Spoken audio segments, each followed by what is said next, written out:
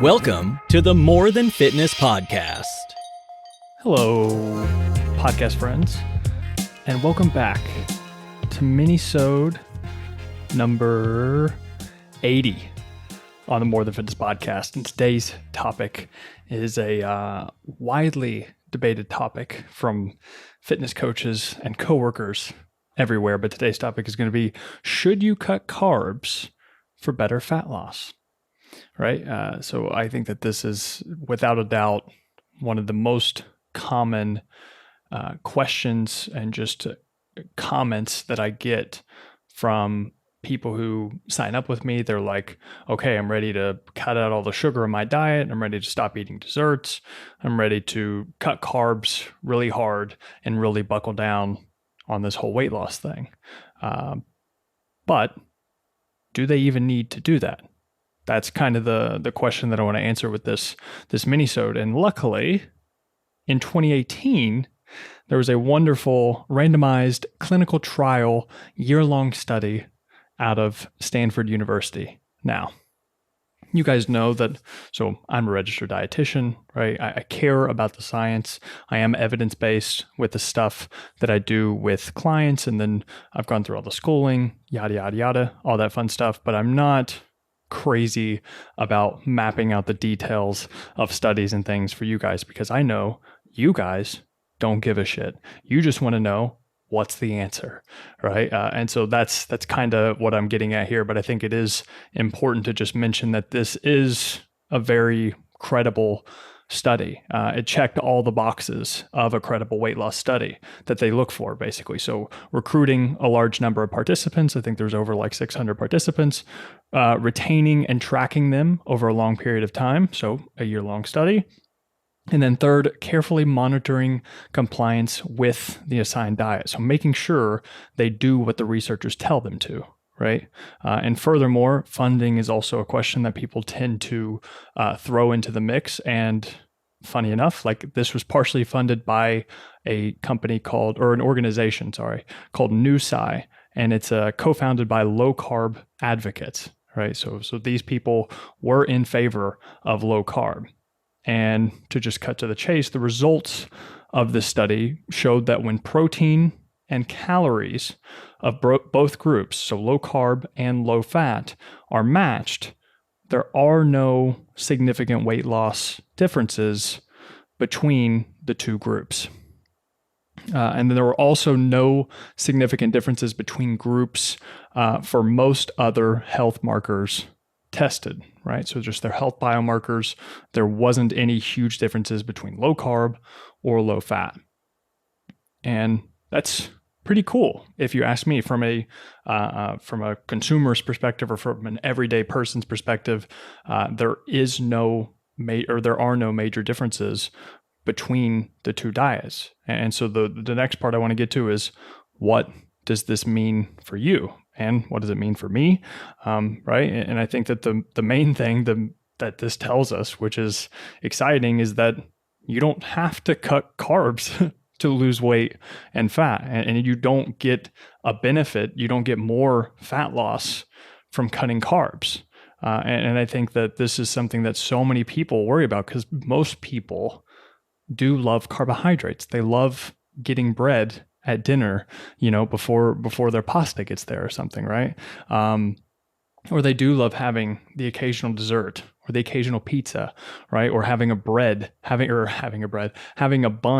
on a cheeseburger. Nobody wants to take, if you do this, condolences to you, but it's so sad seeing someone take the bun off a burger and just eating the burger itself, right? To me, it's sad. It's not a burger anymore. Then it's just meat and cheese, right? It's a meat casserole. But yeah, so the first thing, you don't have to cut carbs to lose weight and fat. The main thing that you do have to do is focus on your total daily calorie intake and your total protein intake. So the calorie intake, how much food do you eat in a day? That's one pretty important thing that you need to figure out. So the quantity of food that you eat in a day, that's important to figure out.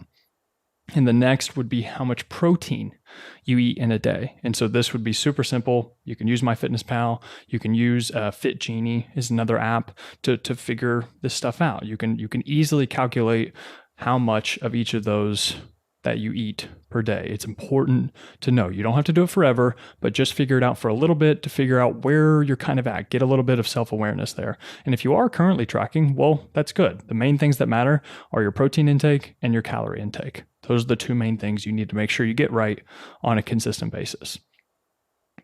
As a third goal, I would also include a fiber goal, a daily fiber goal.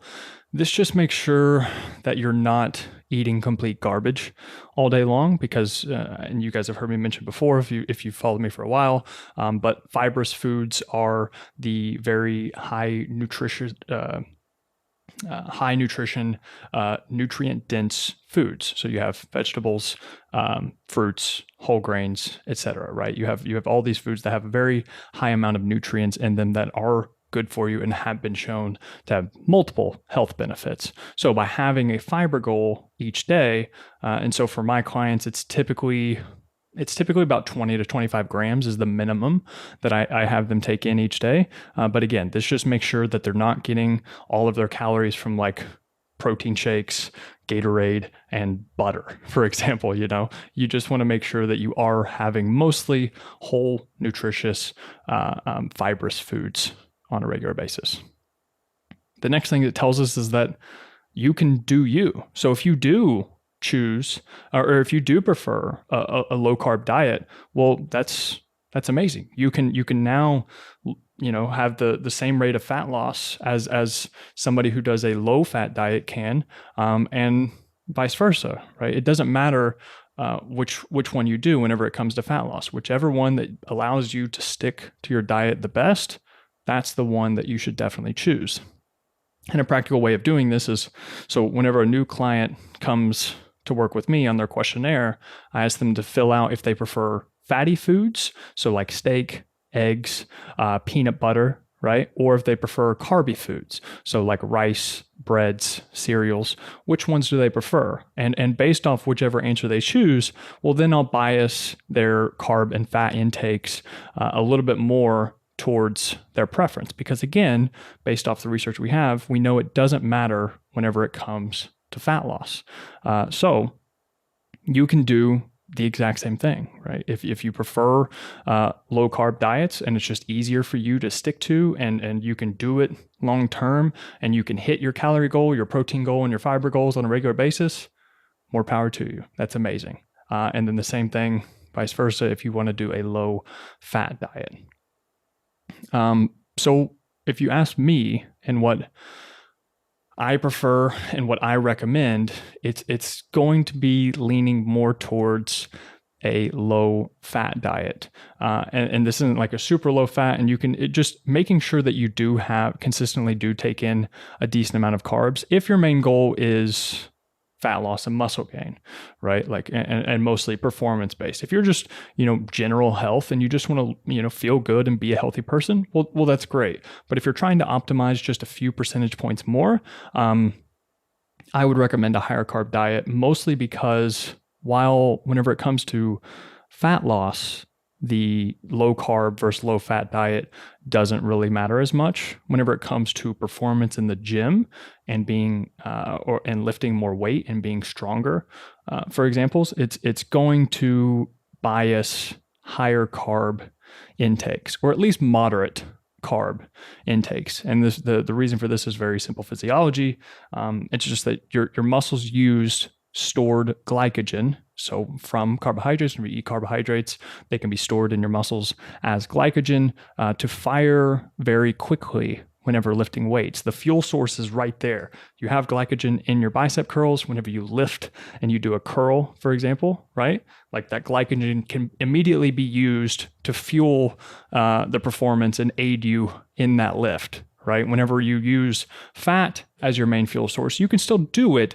It's just a little bit more inefficient, right? So again, I think that whenever it comes to anaerobic exercise like lifting weights, whenever you have short sprints of very high intense work followed by some rest, it's anaerobic exercise, it's probably best to use higher carbohydrates, or at least moderate carbohydrates. And since we know that our performance in the gym relies heavily on using carbohydrates as fuel, and we know that performance in general and getting stronger over time is very important when trying to pack on muscle, because we want to make sure we get stronger so that we can actually make our muscles adapt and force them to grow. It doesn't make much sense to not eat them. And so this is where I think that the low carb diets do kind of fall short, is whenever it comes to retaining or building muscle. For fat loss, it's totally fine. But if you want to retain and build the most muscle possible, in my opinion, a lower fat and higher carb diet is going to do that, right? So, and the last thing I have here is this is just a little, not a rant, but just a little point I wanted to make with this, because I often hear people, whenever they talk about cutting carbs, and people say, "Oh, I need to cut my carbs, so I need to cut back on like cakes or donuts or cookies, for example." These are the foods that they use whenever they say, "Oh, I need to cut carbs." But if you go to MyFitnessPal right now and you look up glazed Krispy Kreme donuts, just one donut, you're going to find that actually so the donut is 200 calories itself, and 53% of those calories come from fat, and 43% of those calories come from carbs. So in a total calorie, based off total calories, donuts are actually more primarily fats than they are carbs. So it doesn't make sense whenever people are like, "Oh, I need to cut my carbs. I need to cut these donuts." And what people don't understand is that donuts, cakes, chips, all of these things, they're actually typically higher in fat than they are in carbohydrates whenever you compare them calorie to calorie. And then you also, of course, have in, they don't consider the salt and the palatability of the food, and just so many other variables that go into making a donut besides the sugar intake and besides the carbohydrate intake, right? So that's just a little myth I wanted to finish this thing off with. So should you cut carbs for better fat loss? Well, it's basically up to you, right? And so that is it for Minisode number 80 on the More Than Fitness podcast. I think this is, I just realized this is Minisode number 81. So yeah, I didn't have the other one written down. My B. Okay, that's it. That's it for Minisode number 81. Thank you as always for listening and for watching. See ya.